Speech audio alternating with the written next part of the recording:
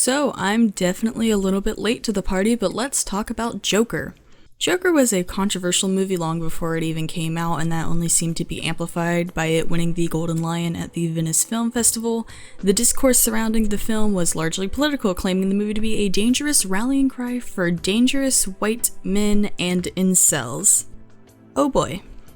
And then the film came out, and it has stayed just about as controversial as before. It has the rare duality where it simultaneously bolsters overall extremely high ratings from users, while some of the top-rated comics and reviews from critics are much more scathing of the film.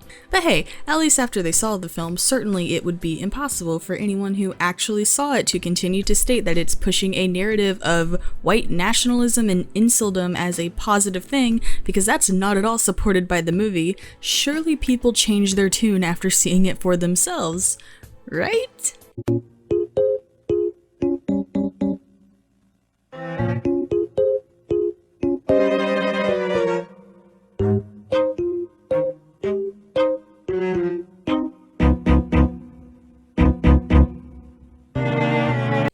Oh, me.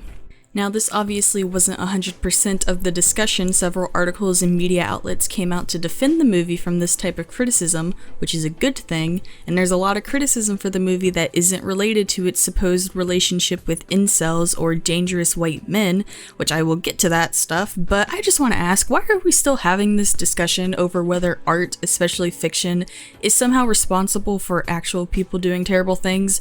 It's been all in the news with video games lately, and there was the whole scare that something bad was going to happen on Joker opening weekend. And I just thought that we were better than this, but once again, I tried to set the bar above rock bottom, so I was disappointed. Just because the Joker has become an incel meme on 4chan and Reddit, and the movie portrays a villain in a sympathetic light, which has been a thing as long as storytelling in cinema has been a thing, does not mean that the Joker is an incel. The most I can give is that he acts like a creepy guy towards the girlfriend character, but creepy does not equal incel. All incels are creeps, but not all creeps are incels. I don't want incel to become one of those overused buzzwords that lose all meaning in discussion. And as far as the whole white male thing, race and gender don't play out as a factor in this film, like, at all. Its main struggles are centered around classism. Now, of course, race and gender are always lenses you can look at a film through, and that works really well for movies like The Shape of Water, but that's because those movies have expressed symbolism and subtext surrounding these concepts, and you can build a case with strong evidence directly from the film for those types of analysis. Joker is not that type of movie you can build a strong analysis around race and gender, because the movie just doesn't have enough evidence within it to support that kind of analysis. So in summary, the Joker isn't an incel, he's not dangerous because he's a white male, and anyone who continues to say that probably had their mind made up before they saw the film, and it wouldn't have mattered what the film actually said or did, it wouldn't have changed their minds. So, all this political bullshit aside, let's actually talk about the movie. I'll do non-spoiler stuff first, and I'll let you know when we start passing into spoiler territory. Overall, I would say that Joker is pretty good. Definitely one of the better things out of 2019 so far, but that's not saying a ton because 2019 has been pretty disappointing so far.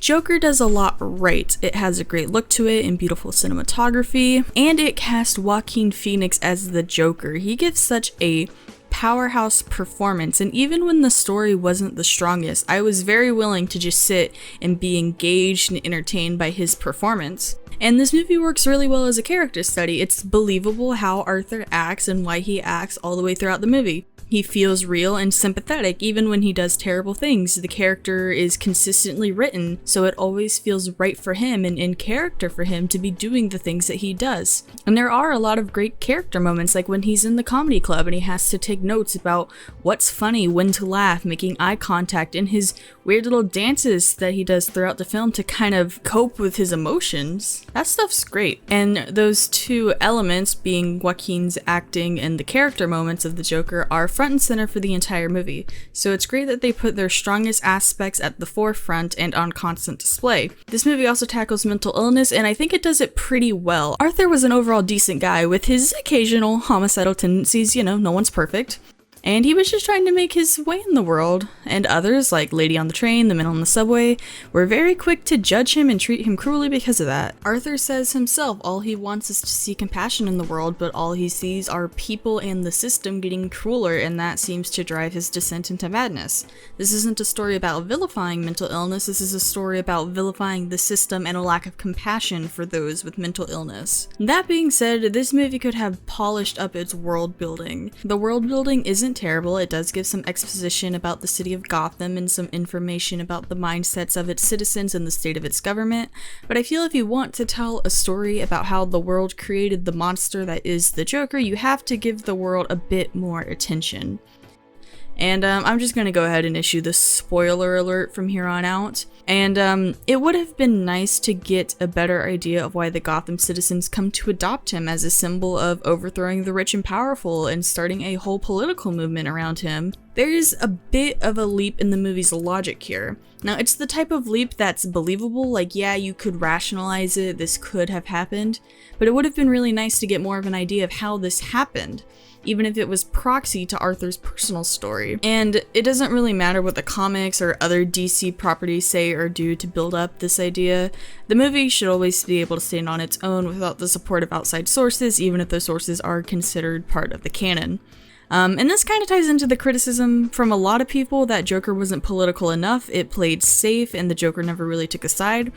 I think the Joker taking a side would have been contrary to his character. He's always been the anarchist type, he's been the guy that just wants to watch the world burn. But I think the politics of Gotham definitely could have been explored and pushed more, and it could have elevated this movie a bit. Another common thing I heard was that this movie was too similar to Martin Scorsese's 1976 film Taxi Driver and Scorsese's 1982 film The King of Comedy. I had not seen either of these films before I saw The Joker, but after reading these comments and at my good friend's suggestion, I watched Taxi Driver, and all I have to say is, yeah, Joker is kind of just Taxi Driver, but with daddy issues as a plot point. It's most egregious in the beginning of the film, the setups are very similar, and while the movie deviates more from Taxi Driver as it goes, there's still a lot of similar plot elements that are kinda hard to ignore. I would recommend you just go watch Taxi Driver if you hadn't, it's on Netflix, but let me break this down really quickly, this is gonna be spoilers for Taxi Driver here. You have a younger guy who isn't completely adjusted to the world around him that sees society as a worsening and devolving beast. He works for a company that includes a sleazy looking main building in a large city from where he and his colleagues are dispatched as they take jobs. As he works for his job and fraternizes with his co-workers, one of the co-workers makes a comment about how crazy the world is and offers a gun to the main character, which in some way the character does accept.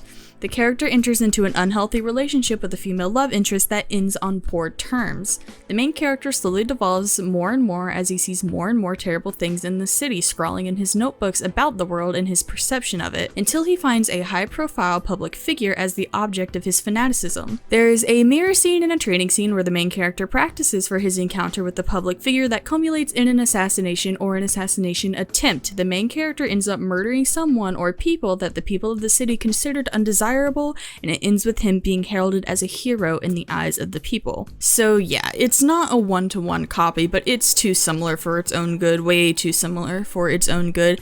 Taxi Driver was the better movie, and for people who saw both, it was obvious, so all it did was detract from the film itself.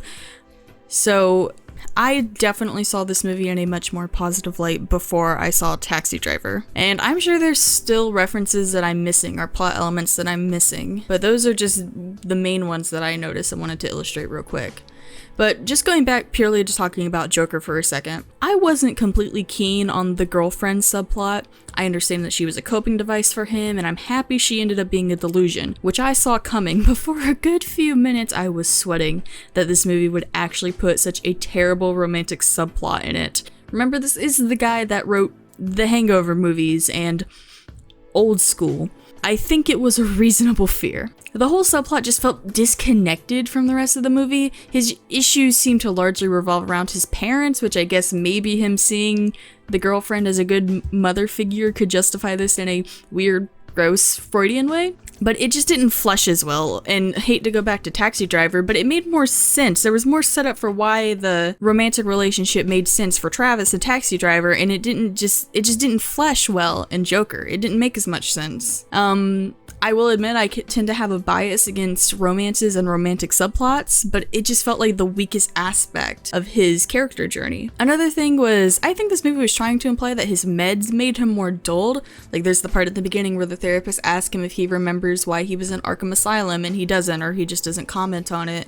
And clearly after he's off his meds and he becomes the Joker, he's much more clear and focused. He has a line referencing it.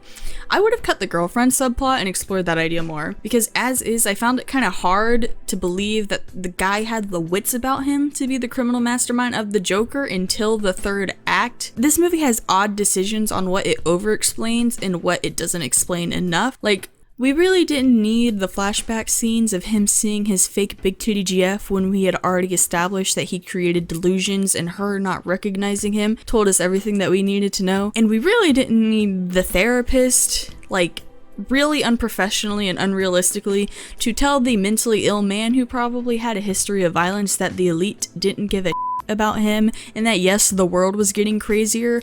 Why on earth you would ever say that to somebody like Arthur as a trained professional is beyond me. And just as another tangent, how Arthur was ever given back to his adoptive mother after the described abuse is beyond me. When I thought about it, I figured maybe it was a commentary on the system being broken and not actually caring, but again, it's one of the things that could have used a bit more exploration. Even if it was just one line like, oh, she's improved enough now and it's not like we have anywhere else for him to go, just something along those lines. There's a lot of ideas presented that just could have been pushed further and used more explanation. There was some unused potential, which was unfortunate because this movie had a lot of potential and it did a lot of things really right. So it was just a shame to watch it just drop the ball in some aspects. And then I guess the last part I want to talk about is this movie relies a bit too much on convenient things having to happen at the right time for the plot to chug along. He has to be able to slip past the police barricade at the theater to talk to Thomas Wayne. Old evil Jimmy Kimmel had to find that clip from him at the comedy show and put it on blast for the world to see. The guy he didn't kill in his apartment had to not call the police despite him already being told exactly where he was going to be that night. And then he had to get out of Arkham Hospital despite going down one flight of stairs, and he was still able to hide from security and staff, and he was never caught. And definitely the worst scene that's guilty of this had to be the scene where he can just stroll up to the gates of the Wayne estate, where young Bruce just so happens to be playing without adult supervision near the gates for a few minutes. That whole scene was not so greatly executed fan service just to have baby Batman in the movie more. And Baby Batman served a good function in this movie. I really like the ending scene that ties the death of Martha and Thomas Wayne more directly with the Joker, and really just the entire third act once we actually see the Joker is great. I don't have a lot of complaints about that aspect of the film. Also, the Joker does save society, so that's an instant 10 out of 10 writing. I think that's about all that I have to say about the film. I can safely recommend it. You know, despite its shortcomings and despite what I talked about, I still think that it did more good than bad, and it's worth seeing. Highly recommend you go and see it for yourselves, and then let me know what you guys think. Do you agree, disagree? Start a discussion down in the comments below, and I will see you guys in the next one. Bye.